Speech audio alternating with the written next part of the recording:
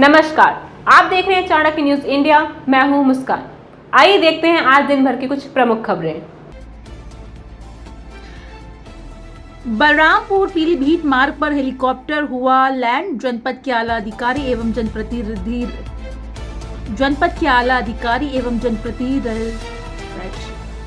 बलरामपुर पीलीभीत मार्ग पर हेलीकॉप्टर हुआ लैंड। जनपद के आला अधिकारी एवं जनप्रतिनिधि रहे मौजूद। सीएम योगी आदित्यनाथ ने रेहार सोनार गांव का किया निरीक्षण। राहत सामग्री वितरण में किया बाढ़ पीड़ितों को हर संभव मदद। उन्होंने कहा कि हम और हमारी सरकार बाढ़ पीड़ित क्षेत्र के लोगों के लिए तैयार हैं। मेडिकल सुविधा, खान पान से लेकर जो भी जरूरत की चीजें हैं, हम और हमारी सरकार प्रशासन बाढ़ प्रभावित लोगों के लिए खड़ी है। सीएम योगी आदित्यनाथ ने कहा, माँ देवी पाटन की धरती से हमको हमेशा लगाव रहा है और आप लोग परिवार की तरह हैं। हम हर मोमेंट को देख रहे हैं।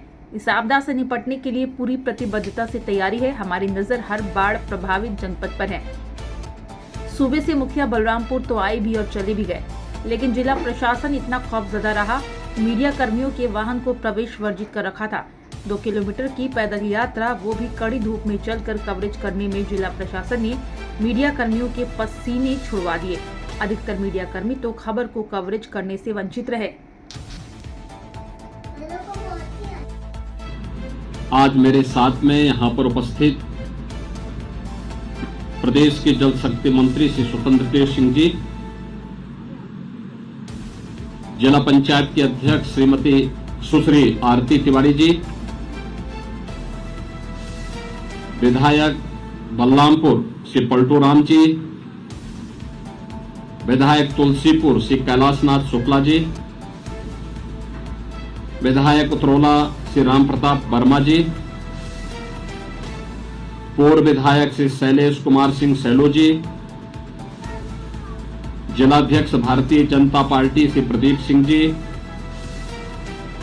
अध्यक्ष नगर पालिका परिषद बलरामपुर श्री धीरेन्द्र प्रताप सिंह धीरू जी और प्रभावित गांवों के सभी बाढ़ पीड़ित और उपस्थित बहनों और भाइयों, आप सब जानते हैं कि 6 और 7 जुलाई को नेपाल और उत्तराखंड में भीषण अतिवृष्टि के कारण प्रदेश के 12 जिले बाढ़ से प्रभावित हुए हैं। 15 से लेकर 17 लाख की आबादी इन 12 जनपदों में प्रभावित हुई है और जिसमें पीलीभीत, लखीमपुर खीरी, श्रावस्ती, बलरामपुर, बाराबंकी, शाहजहांपुर से लेकर के पूर्वी उत्तर प्रदेश के अन्य जनपद भी इस बाढ़ से असमय प्रभावित हुए हैं। हम सब ने बाढ़ बचाव के उपाय समय से प्रारंभ भी किए थे और अक्सर बाढ़ इन क्षेत्रों में अगस्त के अंतिम सप्ताह में या सितंबर में आती थी। गत वर्ष अक्टूबर माह में भी बाढ़ देखी गई थी, लेकिन इस बार बाढ़ जुलाई प्रथम सप्ताह में ही आई। अचानक में आई बाढ़ के कारण फसलों को व्यापक नुकसान हुआ, अन्य प्रकार से आम जनजीवन भी प्रभावित हुआ। लेकिन सभी विभाग पहले से ही इसके लिए अलर्ट भी थे। अभी मैं श्रावस्ती से आया हूं, कैसे 11 लोगों को जो नदी के बीच में फंस गए थे, अचानक बाढ़ के कारण रात्रि में रेस्क्यू करके उन्हें पीएससी की फ्लड यूनिट ने वहां से सुरक्षित बाहर निकालने में सफलता प्राप्त की। ऐसे ही अन्य जगहों पर भी।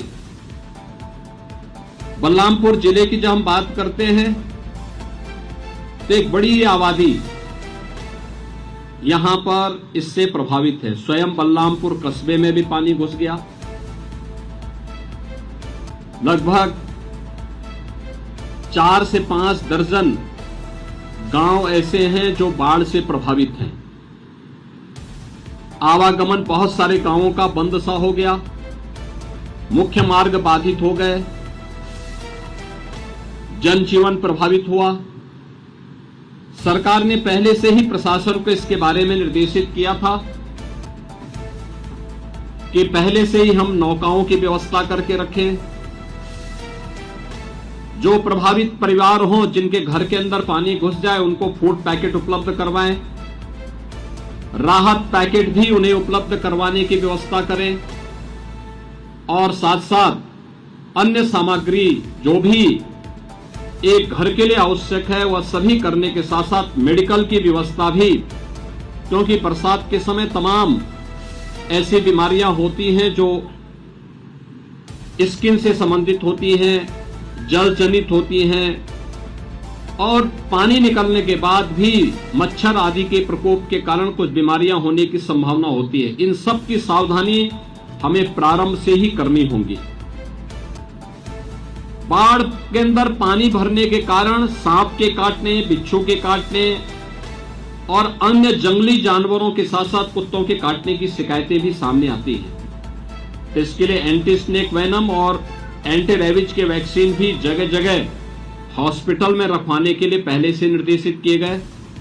बाढ़ राहत सामग्री को समय पे टेंडर करके पीड़ित परिवारों को, प्रभावित परिवारों को उपलब्ध करवाने के निर्देश दिए गए और यह भी व्यवस्था की गई थी कि अगर जनधन की हानि होती है तो जनहानि पर आपदा राहत कोष से 4 लाख रुपए की सहायता परिवारजनों को तत्काल उपलब्ध करवा दें। पशु हानि पर भी अनुमन्य सहायता उस पीड़ित परिवार को तत्काल उपलब्ध करवाने की व्यवस्था करवा दें। और यही नहीं, फसलों की भी जो नुकसान हुआ है, फसलों के नुकसान के लिए भी हमें व्यवस्था सुनिश्चित कराएं कि फसलों के नुकसान के लिए सर्वे करते हुए अविलंब वह पैसा भी उनके खातों में चला जाए जहां फसल को नुकसान हुआ है। यहां पर हमारे जनप्रतिनिधिगण बाढ़ बचाव के कार्य के साथ प्रशासन की पूरी मदद कर रहे हैं। परसों ही जल शक्ति मंत्री और प्रमुख सचिव सिंचाई ने इन पूरे क्षेत्रों का दौरा किया था और बाढ़ और राहत कार्यों को तेजी करने के लिए उन्होंने यहां पर व्यवस्था भी बनवाई थी। मैं स्वयं भी कल पीलीभीत और लखीमपुर खीरी के दौरे पे था। आज श्रावस्ती और बलरामपुर के दौरे पर जगह जगह इन कार्यक्रमों को मैं देख रहा हूं। आज के इस अवसर पर सभी बाढ़ पीड़ितों के साथ यहां पर लगभग 50,000 की आबादी बाढ़ से प्रभावित है, जिसमें 32,700 हेक्टेयर से अधिक भूमि भी, कृषि भूमि इससे प्रभावित हुई है। यहाँ पे एनडीआरएफ, एसडीआरएफ और पीएससी की फ्लड यूनिट के साथ साथ प्रशासन के स्तर पर भी नौकाओं की व्यवस्था की गई है। लंच पैकेट, खाद्यान्न पैकेट ये सब उपलब्ध कराई जा रही है। जनहानि पर अभी 2 परिवारों को हम लोगों ने यहाँ पर चेक वितरित किए।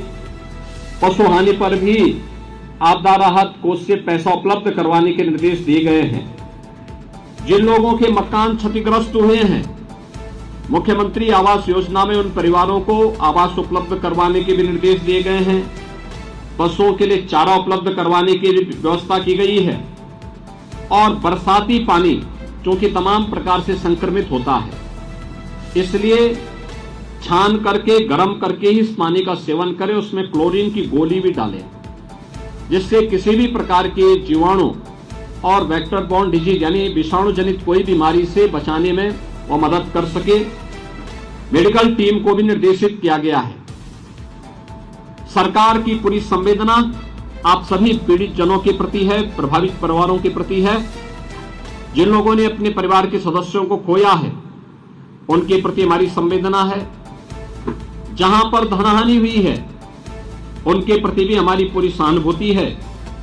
और मैं आप सबको इस बात के लिए आश्वस्त करने के लिए आया हूं कि सरकार इस आपदा की घड़ी में आपके साथ खड़ी है और डबल इंजन की सरकार आपके हितों के लिए कार्य करेगी। जनप्रतिनिधिगण, हमारे विधायकगण यहां पर पूरी प्रतिबद्धता के साथ आपके साथ मिलकर के बचाव और राहत कार्यों को तेजी से आगे बढ़ाने का कार्य करते हुए प्रशासन को गांव-गांव में राहत सामग्री पहुंचाने की व्यवस्था भी करवाने में अपनी मदद करेंगे। आज के इस अवसर पर एक बार फिर से मां पाटेश्वरी से मैं ही प्रार्थना करता हूं कि इस आपदा से जल्दी राहत मिले और लोग सामान्य जीवन अपना व्यतीत कर सके। आप सबके प्रति मेरी शुभकामनाएं हैं। धन्यवाद। जय हिंद।